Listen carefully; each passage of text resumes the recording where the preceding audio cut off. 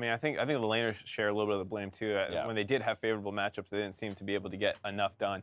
Huhi game 2 with Syndra versus Kassadin, Lissandra wasn't able to really get anything. He ulted him once, and Bjergsen was just like, okay, and just queued the wave and went home. Like they weren't getting enough done as solo laners with good matchups. Yeah, there is truth though to the fact that the jungle meta has become very stagnant, right? While the changes, like the evolution of team comps, is swapping the lanes out, right? We're seeing all kinds of different playstyles be dictated by what's picked into the lanes. The junglers, though, very consistent in the Rek'Sai Gragas reigning supreme. I mean, if the jungle meta was bread, I'd be worried about putting it in my sandwich at this point. It's Rek'Sai Gragas. Because it's stale? Is that what you're getting at? Yeah, that's what I'm getting at. For those of you at home who needed help getting on the like, same wavelength as Crumbs. Mark, yeah, that was me. All right, okay, I want to dive into the game itself. We only have one replay. It comes at 37 minutes, and that's because so little fighting actually did occur in this game that was of, much importance until this fight here. And I think you see how CLG's comp could be good if things were closer to even. I mean, they have the long-range Jhin.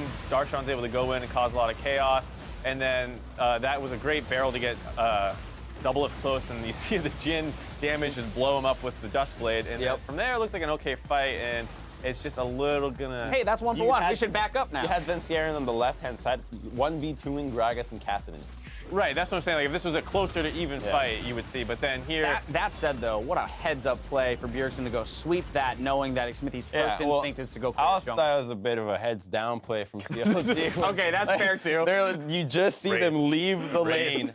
They've left everywhere. Like, where could they be? All right, it's time to reveal ourselves. Get completely collapsed right away. Very much so. So there we have TSM picking up that 3-game series quite easily. Of course, as we look forward to, say, the C9 matchup, we're going to have some questions around whether or not C9 will have crafted anything different than CLG. You talked about CLG being a macro-oriented team.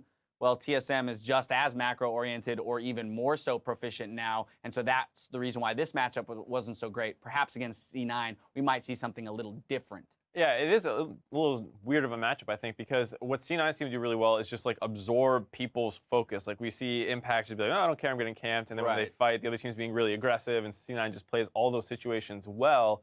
But I'm curious how they'll play against a team like TSM that's a lot more minute, like advantages. Exactly, a week time until that matchup takes place. Now, though, it's time to award our Player of the Series honors, and the person that took it to the next level today was Hauntzer. I don't think there's any question here. When you look at the matchups that this guy had to play into and the fact that he was getting advantages in all of them is pretty phenomenal. Yeah, I mean, just getting the first pick GP, and when you're able to not only like avoid getting punished at all, usually you see like a GP die once or twice, and they're like, great, I died once or twice. He never even really died to get punished that hard. He was a gold lead in pretty much every single one of every stage of every game. It's a mathematical KDA, ×2 every single time, 3, 6, 12. But overall, I thought that not only were his picks really meta, but it looked like CLG had no idea how to deal with the Gangplank, and he just abused that completely. They had no clue how to deal with the actual wave clear, how to actually manage the team fighting, the flanks, and the pick overall. Your ability to play meta champions directly influences how good of a player you are. Your picks matter.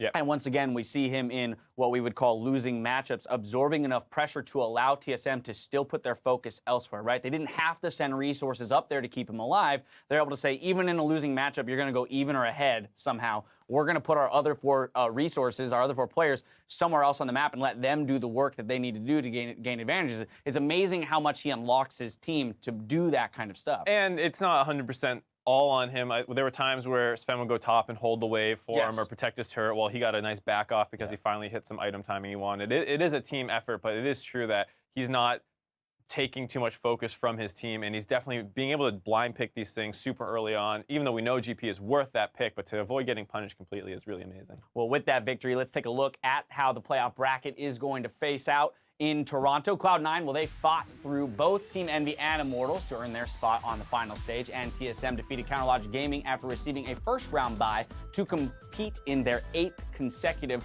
finals appearance. That's just insane. All right, so let's take a look at the updated championship points as a result of this game. With their win today, TSM has secured themselves 90 points in summer, which guarantees them a spot in the World Championship. Counterlogic Gaming is next in line, though, but Cloud9 could still find themselves in the region, could still find themselves in the regional qualifier if Cloud9 walk away with a victory next week against CLG, that is, to clarify. That means TSM joins the list of teams that have already auto-qualified for Worlds. Nice little picture here. Now let's take a look at the rest of their global competition who have already locked their spots. We've got the likes of the Rocks Tigers and SKT in Korea, EDG and Royal Never Give Up in the LPL, G2 Esports, and the Flash Wolves from the LMS finally. Now, the second North American team will be decided next week when the LCS broadcasts the North American Finals live from the Air Canada Centre in Toronto.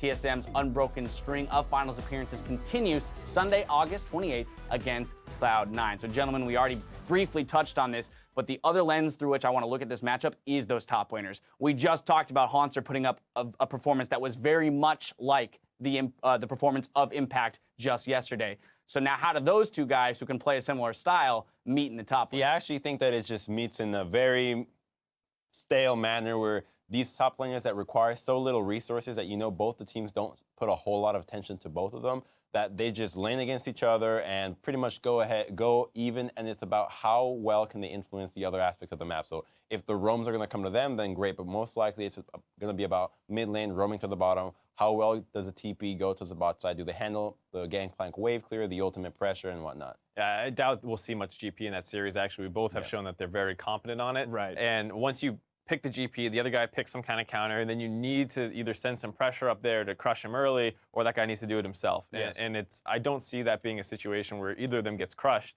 So I think they're just gonna be like, all right, no GP, no GP. Let's play some more Naraka. Yeah, some Naraka or something like yeah. that. I think you'll see a lot more of that kind of standard tanky-ish top laners who, like Crumb said, will be very impactful in team fights. All right, a few thoughts on that matchup, but still weeks time until it hits your browsers. That's going to do it for us here on the Analyst Desk, but stick around because Freak, Matt, and Xpecial will be taking questions on Facebook Live in just 5 minutes. Point to your browser to facebook.com/LOLesports and send in your bot lane related questions for a chance to have them answered live on air. Now for myself, the casters, and the entire live broadcast crew, thank you for watching, and we'll see you in Toronto.